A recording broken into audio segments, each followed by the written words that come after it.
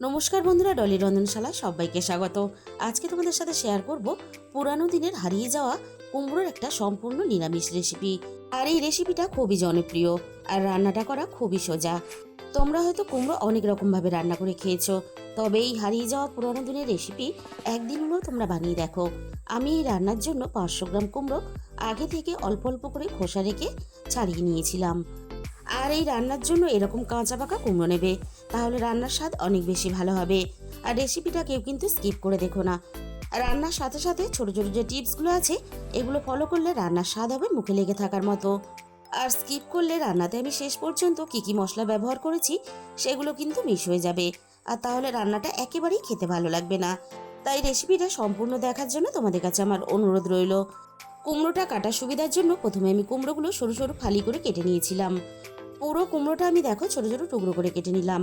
কুমড়োটা এইভাবে একটু ছোট ছোট করে কেটে নিতে হবে, খুব বেশি বড় করলে তাহলে রান্নাটা দেখতে ভালো লাগবে না। কুমড়োগুলো আমার কাটা রেডি হয়ে গেছে, এবার আমি একটা প্লেটের মধ্যে তুলে নেব। এবার আমি কুমড়োগুলো পরিষ্কার জলে খুব ভালোভাবে ধুয়ে নেব। তাহলে চলো রান্নাতে আর কি কি লাগছে সেগুলো এবার দেখে নেওয়া যাক। আমি এই রান্নার জন্য মাঝারি সাইজের একটা আলু ছোট করে ডুমো করে কেটে নিয়েছি। আমি এখানে একটা আলু রান্নাতে ব্যবহার করেছি, তোমরা চাইলে তোমাদের প্রয়োজন মতো রান্নাতে আলু ব্যবহার করতে পারো। আর নিয়েছি ছোট বাটির 1 বাটি ভেজানো কাঁচা ছোলা। আর এখানে নিয়েছি 2 চামচ গোবিন্দভোগ চাল। গোবিন্দভোগ চালটা আমি আগে থেকে একটু ভিজিয়ে রেখে দিয়েছিলাম। তাহলে চলো রান্নাটা আমি কিভাবে করেছি এবার সেটা দেখে নেওয়া যাক। প্রথমে আমি কড়াইয়ের মধ্যে প্রয়োজন মতো সর্ষের তেল দিয়ে দিলাম। আর এই রান্নাটা সর্ষের তেলেই করার চেষ্টা করবে, তাহলে রান্নার স্বাদ অনেক বেশি ভালো হবে। তেলটা খুব ভালোভাবে গরম করে নিয়ে এবার আমি কেটে রাখা আলুগুলো ভাজার জন্য তেলের মধ্যে দিয়ে দিলাম। এবার আমি আলুগুলোকে নাড়াচাড়া করে বেশ একটু সময় নিয়ে বেশ লালচে করে ভেজে নেব। কুমড়ো যেহেতু খুব বেশি সিদ্ধ হতে সময় লাগবে না, তাই আলুগুলোকে খুব ভালোভাবে ভেজে নিতে হবে। আলুগুলো নাড়াচাড়া করে আমি দেখো বেশ লালচে করে ভেজে নিয়েছি। এবার আমি আলুর সাথে দিয়ে দেব ভেজানো ছোলাগুলো।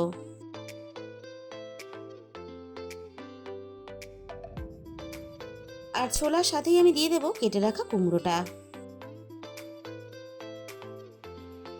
এবার আমি কুমড়োর সাথে স্বাদ মতো লবণ দিয়ে দিলাম। এবার আমি কুমড়ো আলু ছোলা সবকিছু একসাথে আবারও নাড়াচাড়া করে বেশ ভালোভাবে কুমড়োটা লালচে রং ধরা পর্যন্ত ভেজে নেব।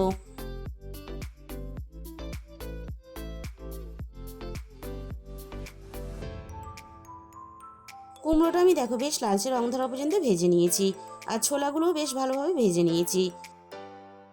এবার আমি সমস্ত ভাজা আলু কুমড়ো ছোলা কড়াই থেকে নামিয়ে নেব।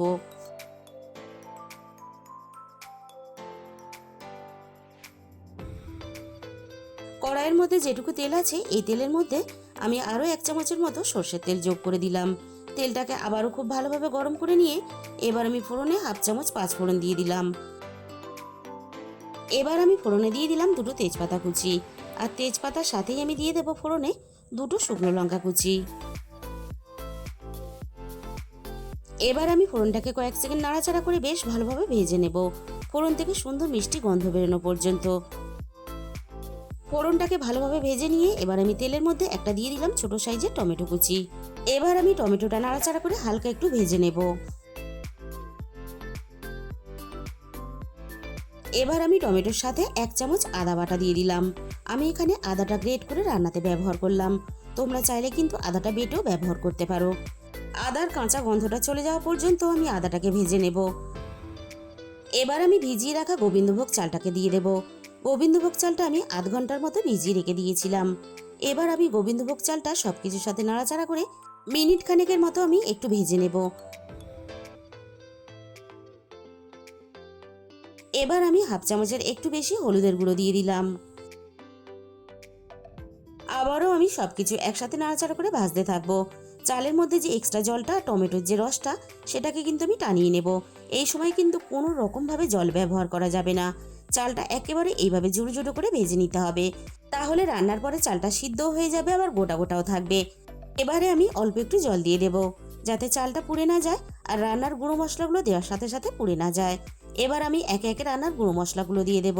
প্রথমে আমি দিয়ে দিলাম 1/2 চামচ ধনে গুঁড়ো, আর ধনে গুঁড়োর সাথেই আমি এখানে দিয়ে দিলাম 1/2 চামচের একটু বেশি ভাজা জিরের গুঁড়ো। শুকনো খোলা জিরেটা আমি আগেই ভেজে গুঁড়ো করে নিয়েছিলাম। এবার আমি সবকিছু একসাথে নাড়াচাড়া করে বেশ ভালোভাবে কষিয়ে নেব। মশলা থেকে সুন্দরভাবে তেল ছেড়ে দিয়েছে। এবার আমি ভেজে রাখা আলু, কুমড়ো আর ছোলাটাকে দিয়ে দিলাম। আবারও আমি সবকিছু একসাথে নাড়াচাড়া করে বেশ ভালোভাবে কষিয়ে নেব। আর এই সময় গ্যাসের ফ্লেমটা মিডিয়াম টু লোতে রাখতে হবে, তা না হলে তলা থেকে চালটা লেগে গিয়ে পুড়ে যেতে পারে। মিনিট ৩-৪ মতো আমি সবকিছু একসাথে কষিয়ে নিয়েছি। সবকিছু আরও একটু ভালোভাবে পাক হওয়ার জন্য আমি কড়াইটা একটু ঢাকা দিয়ে দিলাম। মিনিট ৩-৪ মতো আমি কড়াইটা ঢাকা দিয়ে দিয়েছিলাম। এবার আমি কড়াই থেকে ঢাকাটাকে সরিয়ে নিলাম। আবারও আমি কয়েক মিনিট একটু নাড়াচাড়া করে নেব। সবকিছু আমি একসাথে বেশ ভালোভাবে শুকনো শুকনো করে কষিয়ে নিয়েছি। এবার আমি রান্নার প্রয়োজন মতো জল দিয়ে দেব। আর জলের পরিমাণটা কিন্তু খুব বেশি দেওয়া যাবে না, তাহলে চালগুলো অনেক বেশি সিদ্ধ হয়ে যাবে আর ভাতের মতো হয়ে যাবে। জলের পরিমাণটা একটু বুঝে দিতে হবে, যাতে সবকিছু বেশ ভালোভাবে সিদ্ধ হয়ে যায়, আবার বেশ গোটা গোটাও থাকে, তাহলে রান্নাটা খেতে ভালো লাগবে। এবার আমি এখানে ঝালের জন্য আরও 2টো কাঁচা লঙ্কা দিয়ে দিলাম। বন্ধুরা, আমি বলতে ভুলে গিয়েছি, এই রান্নাতে কিন্তু কোনো রকম গুঁড়ো মশলার ব্যবহার করা যাবে না। ফোড়নের ঝাল বা কাঁচা লঙ্কার ঝালটাই ব্যবহার করতে হবে। স্বাদ মতো অল্প একটু চিনি দিয়ে দিলাম। এবার আমি কড়াইটা ঢাকা দিয়ে রান্নাটা বেশ ভালোভাবে করে নেব। মিনিট 15-20 মতো আমি রান্নাটা করে নিয়েছি। এবার আমি কড়াই থেকে ঢাকাটাকে সরিয়ে নিলাম। দেখেই বোঝা যাচ্ছে সবকিছু বেশ ভালোভাবে সিদ্ধ হয়ে গেছে, আর দেখো গোটাও আছে। ঠিক এরকম করেই রান্নাটা করে নিতে হবে।